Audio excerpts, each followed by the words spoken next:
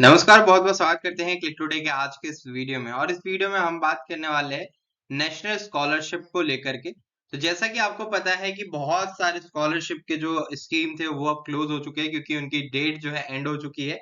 बहुत सारे स्कॉलरशिप की जो लास्ट डेट थी वो थी 31st ऑफ अक्टूबर, जिसके बारे में मैंने आपको कई बार वीडियो बना करके बताया भी था कि प्रोसेस आपको कैसे करना है। साथ ही बहुत सारे स्टूडेंट ने एलिजिबिलिटी क्राइटेरिया को लेकर के पूछा था, जिसमें कई सारे रूमर्स और कई सारी जो मैनिपुलेशन वाली बातें चल रही थी। जब मैं ये कहता था कि स्टूडेंट्स जो ड्रॉप आउट है वो एलिजिबल नहीं है, तो स्टूडेंट्स का कई रिप्लाई आता था कि मेरा फ्रेंड है जो 2 साल ड्रॉप आउट हो गया, उसके बाद भी उसको इस नेशनल स्कॉलरशिप की स्कीम की पेमेंट मिल रही है। तो ऐसे बहुत सारी कहानियाँ थी, बहुत सारे प्रूफ्स थे, फैक्ट्स थे। हालाँकि उसको देखते हुए मैंने कई बार ये भी कहा है कि जो नियम है वो तो नियम है। जो ऊपर से नियम बताया गया और लागू किया गया, उस नियम के ऊपर ही जो ये स्कीम्स आप लोग के लिए बेनिफिशियल होगी, और उसी स्कीम के तहत आपको जो अमाउंट है वो सैंक्शन किया जाएगा आपके बैंक अकाउंट के लिए।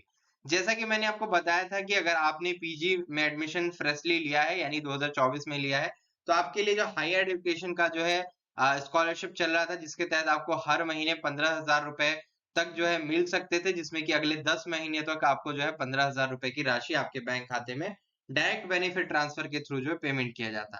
तो चलिए इन्हीं सभी को लेकर के जो फ्रीक्वेंट पूछे गए क्वेश्चंस एंड आंसर्स है, उसके बारे में हम आपको बताते हैं। यहाँ पे एक पीडीएफ हम ओपन कर रहे हैं। यहाँ पे आप देख सकते हैं प्रधानमंत्री उच्चतर शिक्षा प्रोत्साहन है, यानी कि आपको जो है ये यूजीसी की तरफ से जो स्कीम्स चलाए गए हैं, सेंट्रल सेक्टर स्कीम्स, उसके तहत जो आपको स्कॉलरशिप मिलते हैं, जिसमें कि अगर आप कॉलेज स्टूडेंट है, यूनिवर्सिटी स्टूडेंट है, तो आपको जो है इस योजना का लाभ मिलेगा।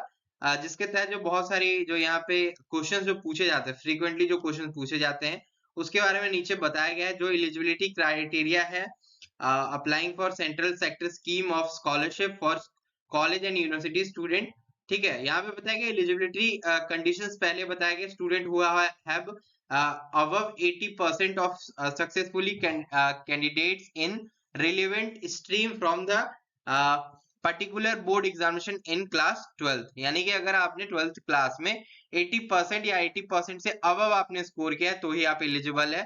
यहाँ पे परसुइंग रेगुलर कोर्स में जो स्टूडेंट होंगे वही एलिजिबल होंगे। कॉरेस्पॉन्डेंस और डिस्टेंस में जो स्टूडेंट्स अपना ग्रेजुएशन कर रहे होंगे या हायर एजुकेशन कर रहे होंगे, उनको जो है इस स्कीम का लाभ नहीं मिलने वाला है।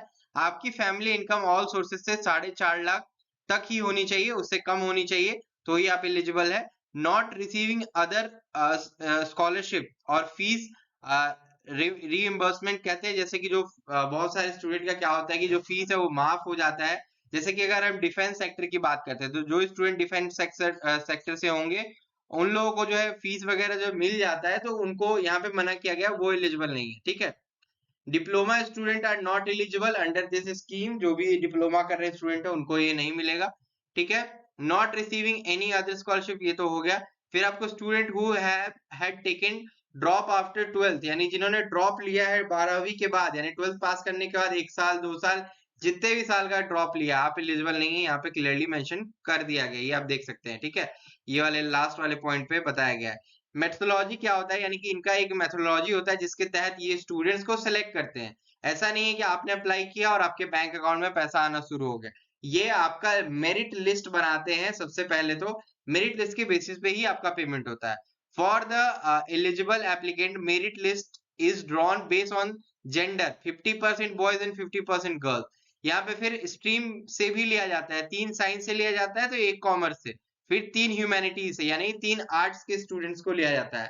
उसके बाद कैटेगरी वाइज भी इनका रिजर्वेशन है, SC 15%, ST 7.5% and OBC 27% and 5% horizontal आपको रिजर्वेशन है। यहाँ पे डिसेबिलिटी को लेकर के भी बेंचमार्क डिसेबिलिटी 40% एंड अबव, ठीक है, more from the allocation of slot of respective state education board, आपके स्टेट एजुकेशन बोर्ड के अकॉर्डिंगली भी जो है आपका रिजर्वेशन तय होता है, ठीक है। यहाँ पे फिर बताया गया अंडर दिस स्कीम आपको कितने पेमेंट मिल रहे हैं। The rate of scholarship ₹12,000 per annum at graduation level first 3 years, 3 साल वाला अगर आपका ग्रेजुएशन है तो 12,000 रुपए हर साल मिलेंगे। Of college and university course and RS 20,000 per annum आपको एट पोस्ट ग्रेजुएशन लेवल पे मिलेंगे, यानी कि पोस्ट ग्रेजुएशन लेवल पे यहाँ पे 20,000 रुपीज पर एनम मिलेंगे, ठीक है। इसके बाद बताया गया student pursuing technical courses are paid 20,000 per annum in the 4th and 5th year, यानी कि 4th एंड 5th ईयर में भी इनको जो है 20,000 पर एनम मिलेगा। Student pursuing BTech BE would get scholarship for 4 year only, यानी 4 साल के लिए ही जो बीटेक और बीई कर रहे हैं उनको मिलेगा, दैट इज 12,000 पर एनम, ठीक है। And first 3 year and R S 20,000 per annum in the 4th आपको जो है ईयर में मिलने वाला है, ठीक है। ये बताया गया है, ये उनका अलग मैट्रिक्स रहता है, उसके बेसिस पे ये लोग पेमेंट करते हैं। ये यहाँ पे बताया गया है how a second, third and 4th year student gate scholarship.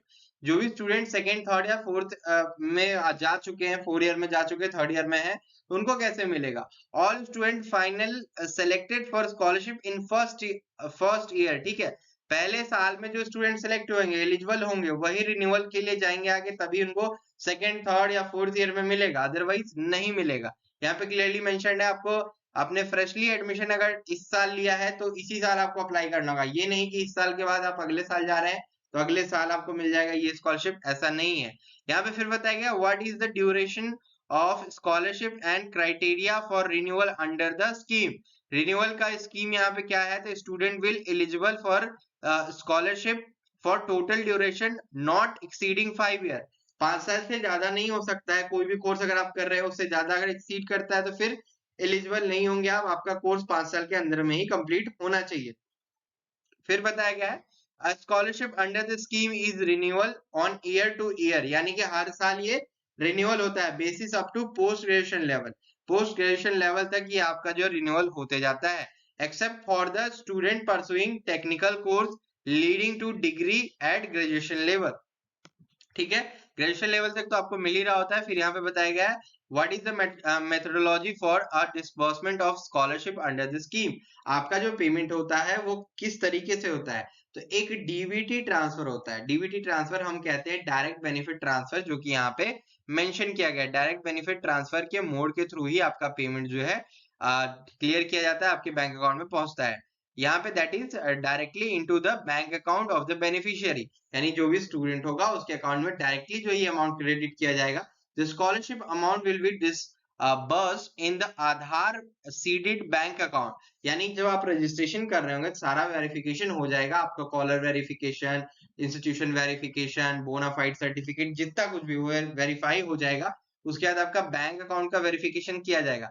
UIDAI के वेबसाइट पे जाकर के आप सिंपली अपना बैंक सीडिंग स्टेटस देख सकते हैं। अगर जो बैंक आपका सीडेड होगा वही बैंक अकाउंट ड्यूरिंग रजिस्ट्रेशन आपको स्कॉलरशिप के दौरान देना है। यहाँ पे बताया गया है कि आप कैसे अपना बैंक सीडिंग देख सकते हैं, आधार सीडिंग कैसे देख सकते हैं। इसके लिए भी हमने कई बार आपको बताया। देखिए आपको क्या करना है, सिंपल सा अपने मोबाइल के ऊपर या डेस्कटॉप के ऊपर क्लिक टुडे आपको जो सर्च कर लेना है। यहाँ पे आप जब सर्च करेंगे जो पहला वेबसाइट अपीयर होकर के आएगा इसके ऊपर आप क्लिक करेंगे। यहाँ पे आएंगे सर्च बार पे, यहाँ पे आपको डीबीटी लिखना है और सर्च कर देना है, ठीक है। जैसे आप डीबीटी लिख के सर्च करेंगे तो आपको यहाँ पे बताया जाएगा कि आपको कैसे चेक करना है। एक तो आपके जो स्कॉलरशिप चल रहे हैं उसके अकॉर्डिंगली आपको जो है देख लेना है कि आप किसके लिए एलिजिबल है, नहीं है। स्टेट स्कॉलरशिप का लगभग जो एंड हो चुका है इस डेट। यहाँ पे आप देख सकते हैं यूआईडीआई का जो एक वेबसाइट का लिंक है, यहाँ पे क्लिक करेंगे, यहाँ पे आकर के आधार से लॉगिन करके अपना बैंक सीडिंग स्टेटस आप लोग चेकआउट कर सकते हैं।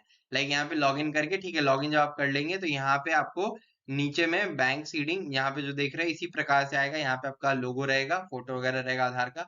इस प्रकार से चेक कर पाएंगे आप कि आपका कौन सा बैंक जो सीडेड है, ठीक है। ओटीआर रजिस्ट्रेशन की अगर हम बात करें, आपको ओटीआर के बारे में जानना है कैसे आप कर सकते हैं, तो यहाँ पे ओटीआर यानी कि आपको जो है वन टाइम रजिस्ट्रेशन हम इसको कहते हैं, ओटीआर सर्च करना है, आपको जो मिल जाएगा। यहाँ पे जब आप नीचे स्क्रॉल करोगे तो यहाँ पे एनएसपी का जो है आपको ओटीआर का लिंक है। फिर यहाँ पे एनएसपी का अप्लाई आपको कैसे करना है उसके बारे में बताएगा। अब चलिए बात करते हैं स्कीम कौन से अभी स्टिल लाइव है।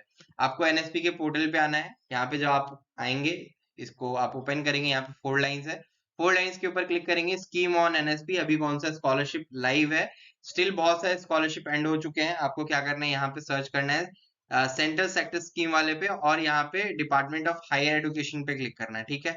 Then you have to search, आप सर्च करेंगे, देखिए यहाँ पे central sector scheme of scholarship for college and university student, यहाँ पे scheme open till 15th 11 and 2024, यानी 15 नवंबर तक ये लाइव है। इसके बाद ये क्लोज हो जाएगा और इसके बाद जितने भी स्कॉलरशिप चल रहे हैं ना वो सारे अब बंद होने वाले, क्योंकि अब ये स्कॉलरशिप का एप्लीकेशन प्रोसेस एंड प्रोसेस के ऊपर जा चुका है।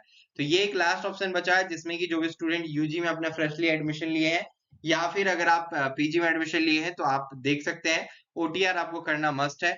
तभी आपको जो है आगे वेरिफिकेशन में आप जा पाएंगे, अदरवाइज नहीं जा पाएंगे। और सारा कुछ फाइनलाइज कर लेने के बाद आपको डॉक्यूमेंट जो अपने कॉलेज में जमा करना ही पड़ेगा जिससे कि आपका अप्रूव हो स्कॉलरशिप। बाकी आप अपने कॉलेज के जो ऑफिसर्स होंगे, नोडल ऑफिसर्स होंगे या फिर आपके जो एडमिशन सेल में बैठते होंगे या अकाउंट सेक्शन में जो बैठते होंगे उनसे आप संपर्क करिए, पूछिए कि आपका कॉलेज रजिस्टर्ड है कि नहीं एनएसपी में और आपको ये स्कॉलरशिप मिलेगी कि नहीं मिलेगी, इसके बारे में आपको अपने कॉलेज से कांटेक्ट करना चाहिए।